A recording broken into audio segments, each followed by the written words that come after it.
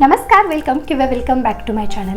15 दिवसातून एकदा स्किनची काळजी कशी घ्यायची, कोणत्या स्टेप फॉलो करायच्या, कोणते स्किन केअर प्रॉडक्ट यूज करायचे आणि मी कोणते स्किन केअर प्रॉडक्ट यूज करते हे जाणून घेण्यासाठी हा व्हिडिओ शेवटपर्यंत पाहत राहा. आजचा हा जो व्हिडिओ आहे तो तुम्हाला पाहायला खूप मजा येणार आहे, कारण मी स्वतःच हे जे पॅम्पर रुटीन आहे ते खूप एन्जॉय करते. तर चला सुरू करूया.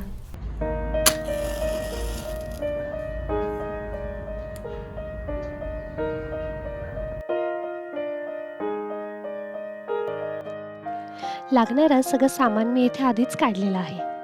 सर्वात पहिली जी स्टेप आहे ती म्हणजे तुमची स्किन जी आहे ते क्लीन करणे. त्यासाठी तुम्ही एकतर क्लिन्झर वापरू शकता किंवा तुमच्या स्किनला सूट होणारा फेस वॉश यूज करू शकता. फेसवॉशसाठी मी यूज करत आहे सिम्पलचा रिफ्रेशिंग फेस वॉश. याची जी कन्सिस्टन्सी आहे ती जेल लाईक कन्सिस्टन्सी आहे. चेहरा मी आधी पाण्याने ओला केला आहे आणि त्यानंतर हा जो फेसवॉश आहे तो अप्लाय केलेला आहे. या फेसवॉशमध्ये व्हिटॅमिन ई आणि बी आहे, ज्यामुळे तुमची जी स्किन आहे ती छान नरिश होते, हायड्रेट होते. त्याचबरोबर सगळी जी इम्प्युरिटीज आहे, डर्ट आहे, डस्ट आहे, हा फेसवॉश छान प्रकारे रिमूव्ह करतो. Dry skin, acne prone skin किंवा सेन्सिटिव्ह स्किन असेल तर तुमच्यासाठी हा बेस्ट सुटेबल फेसवॉश आहे. त्याचबरोबर तुमची मान क्लीन करायला विसरू नका. नेक्स्ट जी स्टेप आहे ती म्हणजे डीप स्किन क्लिन्झिंग, म्हणजेच एक्सफोलिएट करणे किंवा स्क्रब करणे. स्क्रबसाठी मी यूज करत आहे बायोटिकचं bio papaya tan removal scrub. Cream consistency असलेलं हे स्क्रब आहे आणि यामध्ये छोटे छोटे दाणे आहेत. माझ्या संपूर्ण चेहऱ्यावर आणि मानेला मी हे अप्लाय केलं आहे आणि त्यानंतर अगदी हलक्या हाताने खूप कमी प्रेशर देऊन सर्क्युलर मोशनमध्ये मी स्क्रब करत आहे.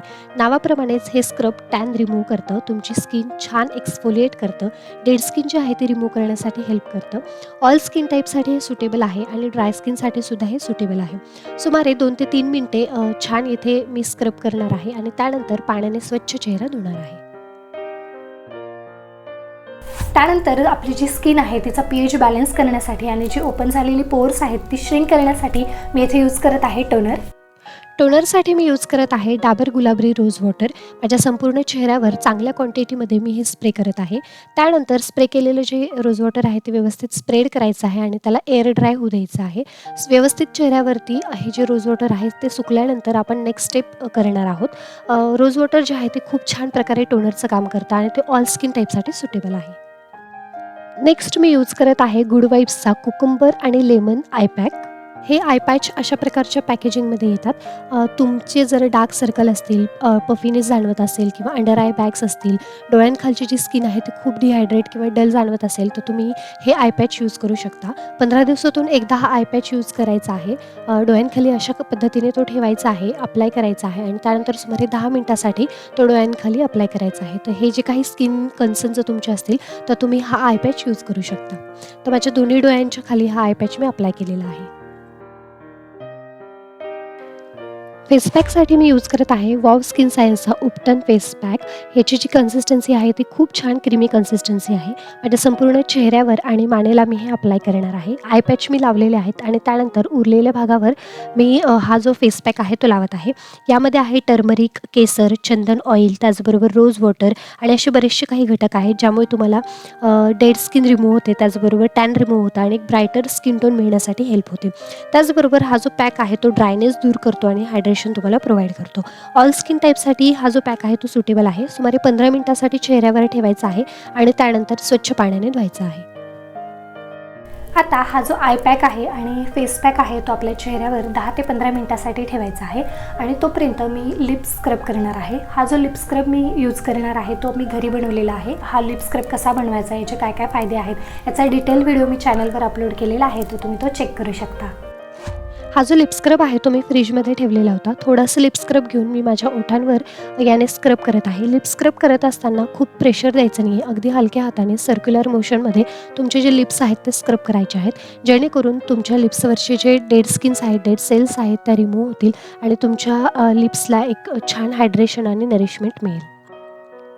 सुमारे 1 ते 2 मिनिटासाठी तुम्ही लिप स्क्रब करू शकता आणि त्यानंतर एका ओल्या कापडाने तुमचे जे लिप्स आहेत ते व्यवस्थित क्लीन करायचे आहेत.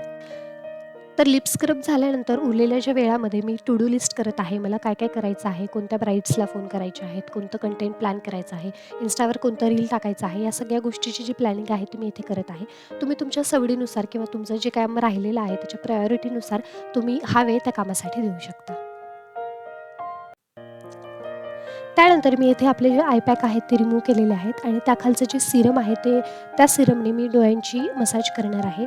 डोळ्यांची मसाज करताना नेहमी रिंग फिंगरचा वापर करा, कारण डोळ्याखालची जी स्किन असते ती खूप पातळ असते, खूप डेलिकेट असते. त्यामुळे तिथे प्रेशरनी मसाज करायचा नाही, अगदी हलक्या हाताने रिंग फिंगरच्या साहाय्याने तिथे मसाज करायचा आहे.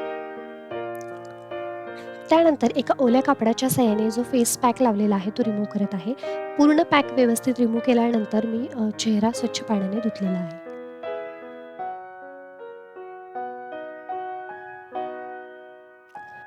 त्यानंतर आपल्या स्किन केअर रुटीनमधलं शेवटचा टप्पा आहे तो म्हणजे शीट मास्क अप्लाय करणे आणि त्यासाठी मी यूज करत आहे गार्नियरची शीट मास्क.